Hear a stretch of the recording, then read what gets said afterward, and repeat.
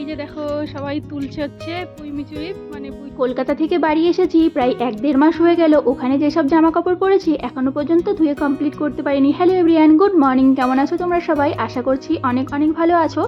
তো দেখো আজকের ভিডিওটা আমি স্টার্ট করলাম জামা কাপড় ধোয়ার থেকে। তো কলকাতায় গেছিলাম বিয়েতে, সেখানে গিয়ে এই যে নানা রকম জামা কাপড় বের করে করে পরেছি, সেগুলো কিন্তু এখনো পর্যন্ত আমি ধুয়ে কমপ্লিট করতে পারিনি। তো এখনো পর্যন্ত অনেক জামা কাপড় পরে আছে। তো আজকে বেশ কিছু আমার শাড়ি বের করে নিয়েছি। আজকে আমি ঘুম থেকে উঠে ভেবেই নিয়েছিলাম আজকে আমি আমার জামা কাপড় যেগুলো বাকি আছে সেগুলো আজকে ধুয়ে কমপ্লিট করে নেব। তো যাই হোক, আজকে আমার জামা কাপড় আমি আগেও কয়েকবার ধুয়েছি, তো আজকে যে কটা ছিল ধুয়ে ফেললাম। আর বাকি আছে আমার হাজব্যান্ড, আমার 2 মেয়ের জামা কাপড়। ওদের জামা কাপড় তো আমি কিছু কিছু ধুয়ে দিয়েছিলাম, কারণ ওরা সবাই হোস্টেলে চলে গেছিলো, ওই জন্য কিছু জামা কাপড় ধুয়ে রেখে দিয়েছিলাম। আর ডেলি ইউজের জামা কাপড়গুলো তো আমি আগেই ধুয়ে দিয়েছিলাম। এখন খালি বাকি আছে ওদের লেহেঙ্গা, তারপরে বিয়েতে যেসব নতুন জামা কাপড়গুলো পরেছিল সেগুলোই পরে আছে। তো ব্যাস আমার জামা কাপড় ধোয়া হলো, ঘরের কিছুটা কাজকর্ম সারলাম, সেরে নেওয়ার পরে চলে আসলাম দেখো সকালের টিফিন বানাবো।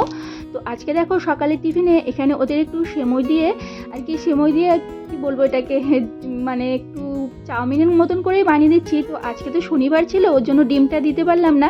কড়াইতে দিয়েছিলাম একটু মুংফলি তেল, তারপরে দিয়ে দিয়েছিলাম সর্ষে, তারপরে দিয়েছি কাঁচা লঙ্কা, কাঁচা পেঁয়াজ, একটু ভাজা হয়ে গেছে। তারপরে দেখো এর মধ্যে দিয়ে দিলাম একটু কাজু আর কিশমিশ। তো এটা একটু ভাজা হয়ে যাওয়ার পর এর মধ্যে দিয়ে দিলাম ছোট ছোট করে দেখো একটু আলু কেটে রেখেছিলাম, সেগুলো দিয়ে দিলাম। তো আমার মনেই ছিল না একটু মটর দিলেও ভালো হতো। তো যাই হোক, আলুটা ভাজা হয়ে গেছে, সেদ্ধ হয়ে যাওয়ার পর দিয়ে দিলাম একটু টমেটো।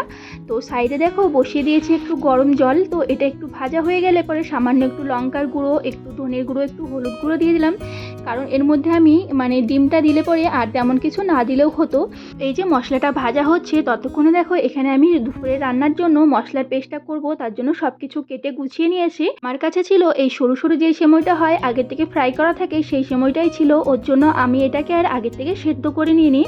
নাইলে যেই মোটা মোটা সেমইগুলো হয় ওটা হলে পরে হালকা একটু গরম জলে সেদ্ধ করে নিতে হয়। তো দেখো সেমইটা দিয়ে বেশ কিছুক্ষণ একটু নাড়িয়ে চাড়িয়ে নেবো। আর এখানে দেখো দুপুরে করব ডাল মাখনি। তো এর জন্য ডালটা, মানে যে কালো ডালটা থাকে, কি বলে ওটাকে, তো যাই হোক বাংলায় কি বলে, আমরা তো রাজস্থানে সবসময় কালি ডাল বলি, ওই জন্য বাংলায় আমার মনে পড়ছিল না। তো যাই হোক বাংলায় এটাকে কলাইয়ের ডাল বলে। তো যাই হোক সেটা দিয়েছিলাম, রাত্রে ভিজিয়ে রেখেছিলাম। আর কটা দিয়ে দিয়েছিলাম রাজমা।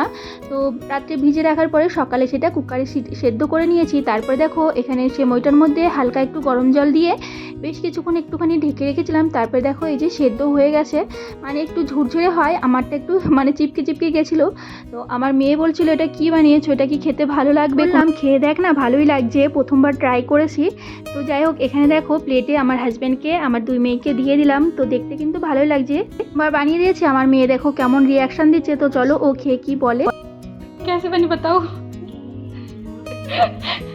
নামানোর আগে দিয়ে দিয়েছিলাম একটু ঘি, আর সেমইটা খেতে কিন্তু বেশ ভালো লেগেছিল। তোমরা অবশ্যই বাড়িতে একবার ট্রাই করে দেখো। তো আমার কাছে সরু সেমইটা ছিল, তো মনে হয় আমার কাছে একটু মোটাটা হলে একটু বেশি ভালো হতো। তো দেখো সকালের খাওয়া দাওয়া কমপ্লিট করলাম, করে নেওয়ার পরে চলে আসলাম আবার দুপুরে খাবার বানিয়ে নিতে। তো আজকে করবো একটু ডাল মাখনি, তার জন্য দেখো এখানে ডালটা তো আমি আগেই সেদ্ধ করে নিয়েছিলাম। তো এখানে এই যে কড়াইয়ের মধ্যে দিয়ে দিয়েছিলাম একটু তেল, তারপরে দিয়ে দিলাম একটু গরম মশলা, জিরে, তো তেজপাতা দিয়েছি, সেটা একটু মানে ফুটে গেলে পরে তারপরে দিয়ে দিলাম একটু মশলার পেস্ট করে রেখেছিলাম, সেটা দিয়ে দিলাম। তারপরে দেখো মিক্সি জার ধোয়ার জলটাও দিয়ে দেবো এর মধ্যে। আর ডাল মাখনির মধ্যে এর একটু মাখন দিলে ভালো হয়, মানে বাটার। তো আমার কাছে বাটার ছিল না, ওর জন্য আমি এখানে দেখো ডাল মাখনির জন্য এই যে মশলাটা হচ্ছে। আর চলো, আর আমাদের বাড়ির বাকি লোক কোথায় গেল তোমাদের দেখাই। আমার মেয়ে, হাজব্যান্ড সবাই হচ্ছে পুঁই শাকের আর কি পুঁই মিচুরি তুলতে গেছে। তো এই যে দেখো সবাই তুলছে হচ্ছে পুঁই মিচুরি, মানে পুঁই শাকের বীজগুলো। এখানে দেখতে পাচ্ছ পুঁই শাকের কত সুন্দর আগাগুলো বেরিয়েছে এখন কচি কচি। এই যে দেখো 2 বোনে মিলে সারাদিন চলতেই থাকে বাড়িতে এখন, मारामारी लड़ाई झगड़ा। ये रहा मेरे पतिदेव, ये है हमारी मिर्ची का पौधा। घर पे पहली बार ये मिर्ची का पौधा उगाया, नहीं तो कभी नहीं उगा मिर्ची। पहले भी बहुत बार लगाए, आगे अनेक बार লাগিয়েছি কিন্তু মির্চি কোনোদিন হয়নি, এইবার হয়েছে, ওর জন্য আমার অনেক খুশি। কারাটেকা লাগা দিচ্ছি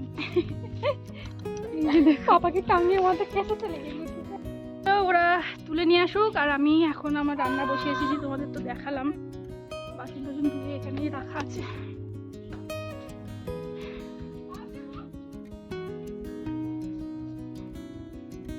দেখেন এই যে মশলাগুলো কষিয়ে নিচ্ছি।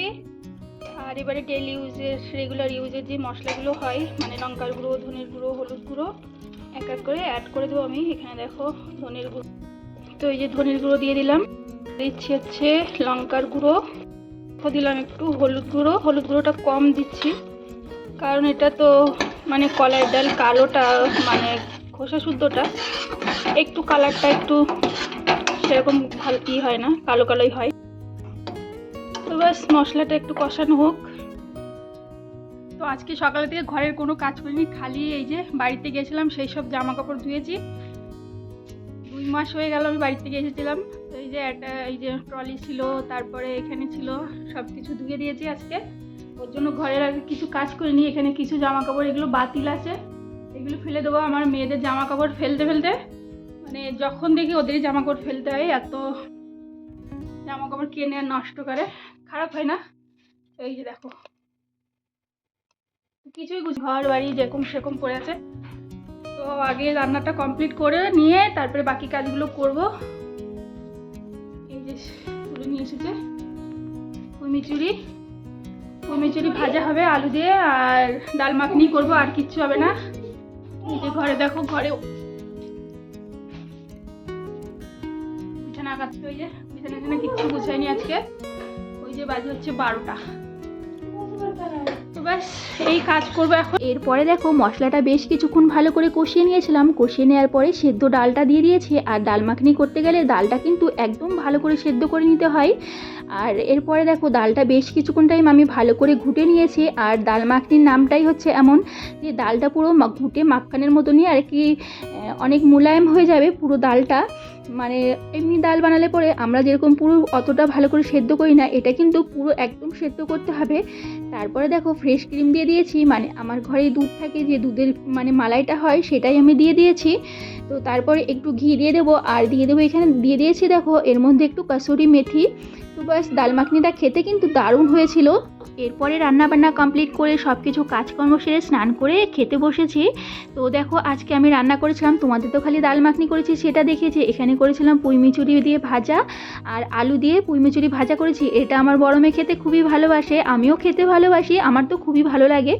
তো যাই হোক, আর ডাল মাখনি করেছিলাম, আর করেছিলাম একটু টমেটোর চাটনি। এই হয়েছে আজকে রান্নাবান্না। তো চলো আমি দুপুরের খাওয়া দাওয়া সেরে নিই। তোমরা ভালো থেকো, সুস্থ থেকো, নেক্সট ভিডিওতে আবার দেখা হচ্ছে। আর ভিডিওটা ভালো লাগলে প্লিজ একটা লাইক করে দিও। বাই।